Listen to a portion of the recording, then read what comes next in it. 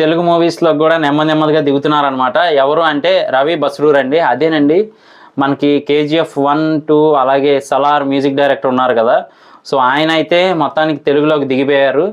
మన భీమా మూవీ వస్తూ ఉందన్నమాట, గోపీచంద్ గారు నటించిన మూవీ. సో ఆ మూవీకి కూడా మ్యూజిక్ డైరెక్టర్గా ఈయనే చేస్తూ ఉన్నారనమాట.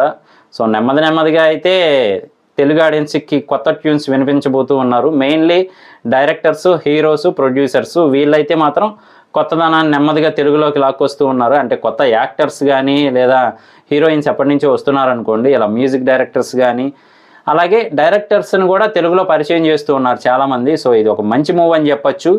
తెలుగు మూవీ కూడా నెక్స్ట్ లెవెల్కి వెళ్ళే ఛాన్సెస్ ఇంకా పెరుగుతూ ఉన్నాయి. ఆల్రెడీ వరల్డ్ వైడ్ తెలుగు మూవీకి మంచి రెస్పాన్స్ అయితే ఉంది. సో ఇది ఇంకా పెరిగే ఛాన్స్ అయితే ఉందన్నమాట.